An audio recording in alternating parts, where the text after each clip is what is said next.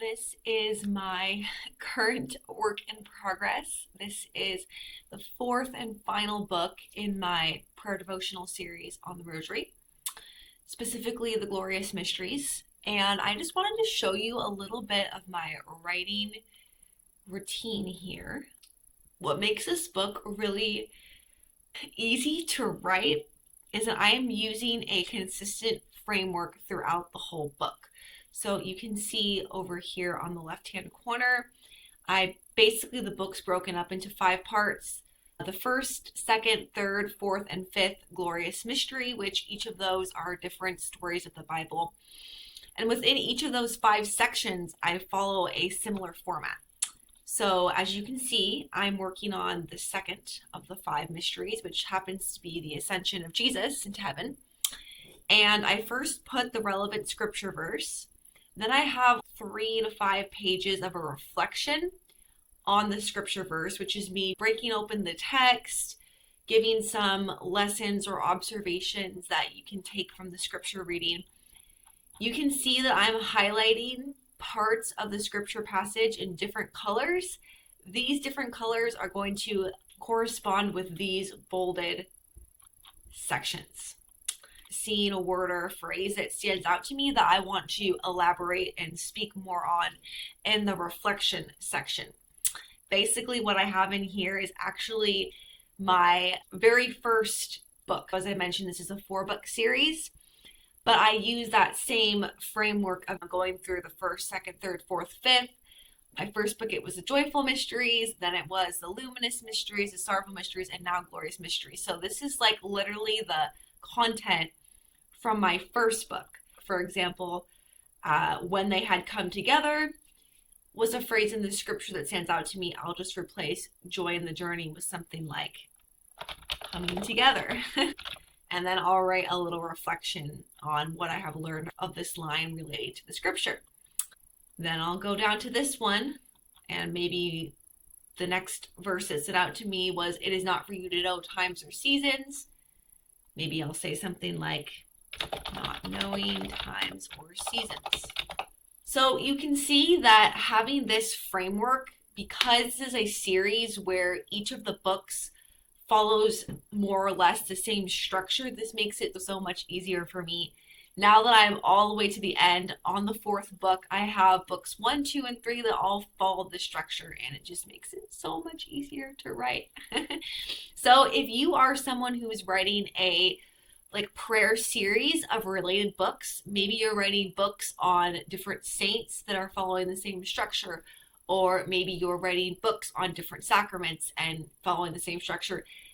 I feel like this is a very smart way to write a series of nonfiction or prayer books that you don't have to start from scratch every single time you sit down to work on a new book, because you have the same structure. You're just obviously replacing like this scripture passage from the Joyful Mysteries. I replaced it with the one in the Glorious Mysteries, and then it makes it go so much faster. That's why in 2025 I was able to publish 2 books in this series. It's because of this framework. So after the scripture and the reflection section, I always have a place yourself in the story. If you are following my recent newsletter, Trinity Tree Books, you'll see that I'm dedicating the next several weeks of my email newsletters to imaginative prayer and the beauty that can come with imagining yourself in the Bible story that you are reading.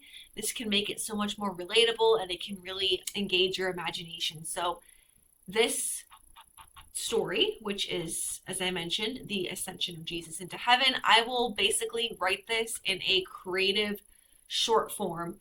Usually I like to write these from the perspective of one of the characters in the story. So I might write it from the perspective of one of the disciples looking up into heaven, or maybe one of the angels that are speaking to the disciples.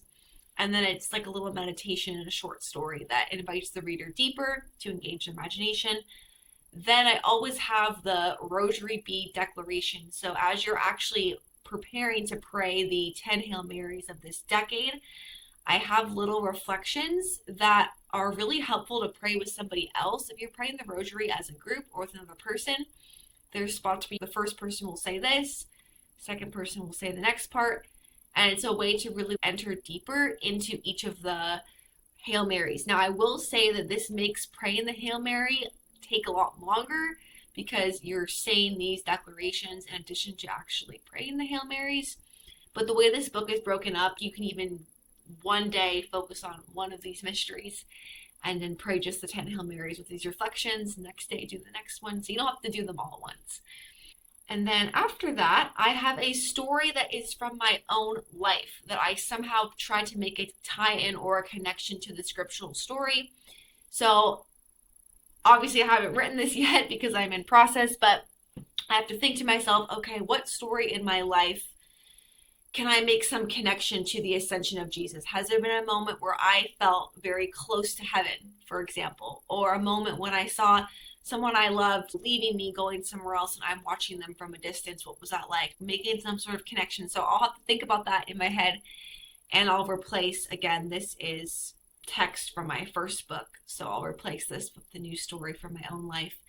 Then I always have a little journaling space where I ask a question. Usually it's, what have you learned from this rosary mystery? What do you want to take away from it? And then I have always 10 concrete suggestions on how you can incorporate some of the themes into your own life. So this overarching book, it's about the glorious mysteries of the rosary with the theme of awe and wonder and becoming saints. So my suggestions will probably be, how can you cultivate a sense of awe and wonder in your own life? Some practical suggestions, and then a little closing prayer to the mystery and a takeaway that you want to remember. And then that is the second mystery, as you can see on the left-hand side here. That's the format. And then I'm going to follow the exact same format I just described to you with the third, fourth, and fifth mystery. So I have already completed the first glorious mystery, the draft version of all those pieces. So I'm about 20% done right now with the writing piece. It's about mid-October at the time I'm filming this. I am hopeful that by the end of November, I can be totally done with the draft and send it out to beta readers, and then they can have all of December to read through it. And then hopefully by the new year, January, I will have their feedback. So I guess you could say I have a tentative release date of sometime in February, most likely.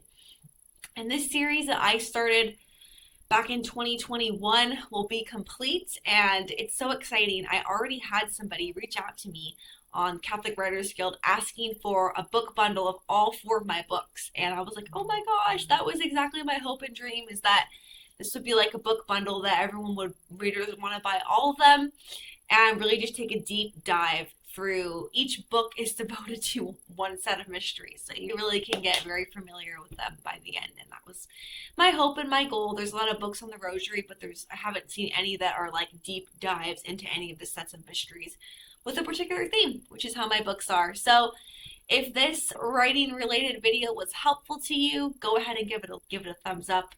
And please share in the comments if you are also writing a prayer devotional book that's interactive like this with discussion questions or journaling pages.